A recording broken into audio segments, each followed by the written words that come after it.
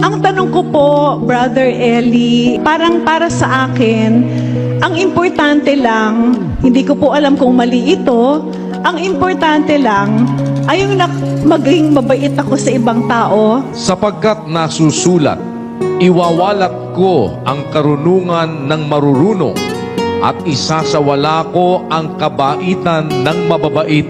Magtatanong po dito sa Mall of Asia Arena ay si Attorney Dat Gandkayko. Good evening po. Sige po. Okay, thank you po. Maraming salamat po. Good evening, Kuya Daniel. Good evening, Brother Eli. Good evening po sa inyong lahat. Magandang gabi po. I am so happy and so honored to be here. At ako po ay inyong tinanggap. Ako po ay isang Katoliko. But I am not a practicing Catholic. Nakita ko po kung gaano po kayo taus-pusong nagsiserve sa mga ibang tao, sa mga mahihirap, sa mga indigents. Kaya tuwang-tuwa po ako na I am part of this very momentous occasion, ito pong Bible exposition ng Members Church of God International. Meron po akong isang katanungan. As I said earlier, hindi po ako talagang practicing Catholic. Although I was born a Catholic, I was baptized a Catholic, hindi po ako nagbabasa ng Bible. Hindi rin po ako nagsisimba. Parang para sa akin, ang importante lang, hindi ko po alam kung mali ito, ang importante lang ay yung maging mabait ako sa ibang tao, nakakapag-serve ako sa kanila. I give free legal service. I conduct fundraising shows, fundraising concerts para po makatulong sa mga mahihirap na estudyante at magbigyan sila ng scholarships at para po sa mga artists na mga may sakit kasi ako po ay isa ring artist. Kumakanta rin po ako. So, ang tanong ko po, Brother Eli and Kuya Daniel, mali po ba ito na iniisip ko lang ay tama na maging mabait ako sa ibang tao, na ako ay nakakapag-serve, na hindi ako masamang tao, hindi ako nag-engage in corruption kahit nagtatrabaho ako sa Kongreso? Tama po ba na hindi ako nagbabasa ng Bible? Kasi parang hindi po talaga ako nasanay at hindi ako I don't have the interest. Kaysa magbasa po ako ng Bible, parang gusto ko na lang magbasa ng novel. Instead of going to the church, I would rather stay at home, rest, and sleep. Hindi po ako nagsisimba pag Sunday. So, ako po ba ay hindi pupunta sa langit dahil hindi ako nagsisimba at hindi ako nagbabasa ng Bible? Does that make me a bad person dahil hindi ako nagbabasa ng Bible at hindi ako nagsisimba? Yun ang isang worry ko kasi sabi ko, baka naman dahil hindi ako nagbabasa ng Bible at hindi ako nagsimba, pag namatay ako, hindi ako pupunta sa langit. So, siguro para sa mga ibang tao, these are questions na hindi very simple to answer. Pero ako, hanggang ngayon po, hindi ko alam ang kasagutan dito sa tanong na ito. So, yun po ang gusto ko talagang malaman at sana po ay matulungan po ninyo ako dito sa aking dilemma about my life. Is it enough for me to be a good person? Is it enough for me to not engage in corruption or not do any bad things? Or do I really have to read the Bible? Do I really have to go to Mass? Yun po ang aking tanong. Maraming salamat po. Maraming salamat din po, Attorney. We are pleased to have you in our program or in our exposition. Unang-una, Attorney, ganito, I must be frank. especially to a learned person like you. I must be frank. I know I do not have to use flowery languages or parang pambobola kasi hindi ko po ugali ng bobola ng kapwa eh. Meron lang po akong babasahin sa unang Korinto, 1 Corinthians chapter 1. Ang sabi doon sa 19, kapatid na Daniel, Sapagkat nasusulat, iwawalat ko ang karunungan ng marurunong at isasawala ko ang kabaitan ng mababait. yan. Minsan po kapatid, hindi po sapat yung mabait tayo. Merong kabaitan, sabi ng Diyos, I will destroy the prudence and the understanding of the prudent. Iwawalat ko ang kabaitan ng mababait. Bakit po? Ganito kasi, attorney, meron tayong dalawang obligasyon. Ang obligasyon natin, primarily, yung obligasyon natin sa ating Creator, sa Diyos. At ang obligasyon natin sa kapwa. Ito po ang the most important essence of salvation and existence. Basahin po natin ang Mateo 22. May nagtanong po sa 36, ganito ang tanong. Guro, alin baga ang dakilang utos sa kautusan? At sinabi sa kanya, iibigin mo ang Panginoon mong Diyos ng buong puso mo at ng buong kaluluwa mo at ng buong pag-iisip mo. Ito ang dakila at pangunang utos. At ang pangalawang katulad ay ito, iibigin mo ang iyong kapwa na gaya ng iyong sarili. Sa dalawang utos na ito'y nauuwi ang buong kautusan at ang mga propeta. Here, I want to call your meticulous attention, attorney.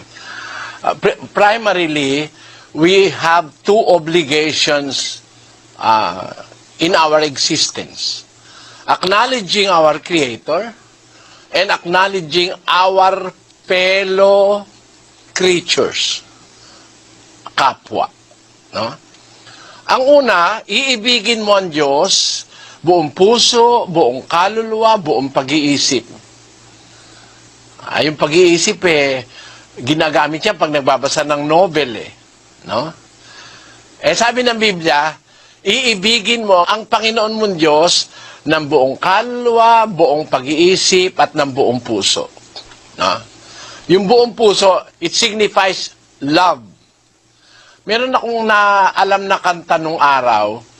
Ewan ko, kasi mas bata kayo sa akin, mas matanda ako Love letter straight from your heart. Keep us so near while apart. I'm not alone in the night when I can have all the love you write. I memorize every line. I kiss the name that you signed. And darling, then I read again, right from the start. Love letter straight from your heart. It's an everlasting song. Hindi ko lang alam dahil kulot ang boses ko. Sabi diyan, dahil sa pagmamahal niya dun sa nagsulat nung love letter, hinahalikan niya pa yung, I kiss the name that you signed. Ayun. Hinahalikan ko yung pangalan na isinign mo. Ako, nakita ko, kapatid, ang Diyos may love letter sa tao Yung kanyang salita. Punong-puno ng pagmamahal ng Diyos ang Biblia. Kung minsan nga hinahalikan ko ito pag nare-realize ko yung pagmamahal ng Diyos Nung ako'y magkaroon ng apo, at mahal na mahal ko yung aking mga apo, sabi ko salamat sa Panginoon kasi nasa Biblia, ang mga apo ay glory ng lolo. Basahin nga natin sandali yun, kapatid na Daniel. Glory ng lolo yung mga apo Ang sabi doon sa Kawikaan 17:6, Ang mga anak ng mga anak ay putong ng mga matatandang tao. Please read that in English. Children's children are the crown of old men. The crown of all men. Imagine, I am not a king, but I have a crown because of my children's children. Hinalikan ko yung Biblia.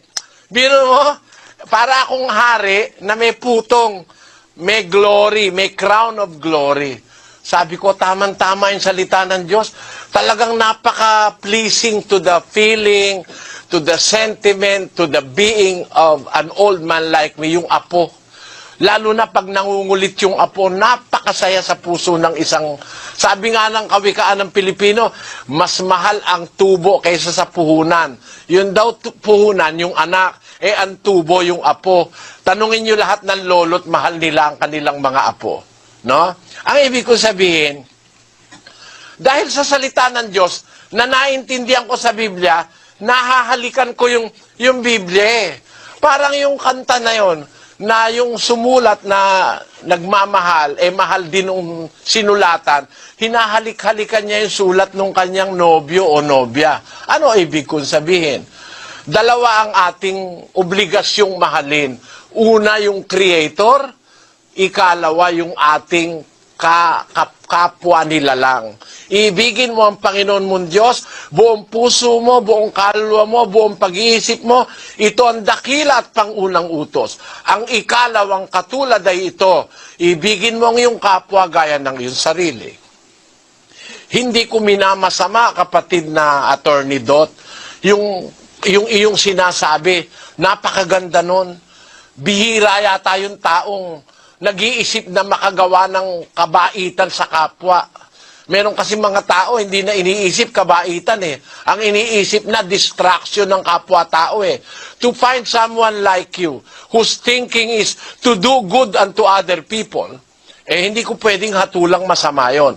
Pero sa isang parte, may kulang, attorney. Kung natuto tayong umibig sa kapwa, dapat ang priority natin, ibigin ang Diyos una sa lahat. Kasi siya ang lumikha sa atin. Kaya ang sabi doon sa Biblia, iibigin mo ang Panginoon mong Diyos, una sa lahat, buong puso mo, buong kaluluwa mo, buong pag-iisip mo. At doon papasok ngayon yung obligasyon na let us turn the pages of the Bible and find the love letters within the context and the text of the Bible, the love letters that God wrote for us para maipakita. And listen. Kasi gumagamit naman ang Diyos ng instrument na, bawa, wala kayong panahong magbasa. Makinig naman kayo doon sa nagbabasa. At ang pakinggan nyo yung salita ng Diyos. By that means, magkakaroon ka ng mga ideya. Ngayon, ang tanong nyo, hindi ba ako makakapasok sa langit? Ang sagot ng Biblia, itatakwil ko ang kabaitan ng mababait. Kung mabait lang tayo sa kapwa, hindi naman tayo mabait sa Diyos. Dapat mabait din tayo sa Diyos. It's a important reason of our existence. Let us be prudent in the eyes of our Creator, and let us be prudent in the eyes, or while we are mingling with our co-creatures. Kaya, dalawa po yan, attorney. Maaaring nakakaligtaan nyo yung isa, pero mas maganda po, hindi ko naman kayo sinasabihan na makinig ng misa o kaya makinig sa kung ano-ano. Ang sinasabi ko lang sa inyo, first for yourself, give yourself a chance na imbis magbasa po kayo ng novel, basahin ninyo ang story ni Jesus Christ, umpisahan nyo sa Matthew, tapos punta kayo kay Luke, basahin nyo po yun. Makikita nyo that is the greatest story of love ever told. The love of God to humanity. Yun po. Kasi kung pupunta ka sa misa, hindi naman binabasa ang Biblia. To discover more things about God is not to hear Mass. Mas maganda, direktahin nyo yung salita ng Diyos ang basahin nyo, kapatid. I hope you understand my answer. Thank you very much po, Brother Eli. Well, you enlightened me, and I will really, really try my best po. I promise you I will update you.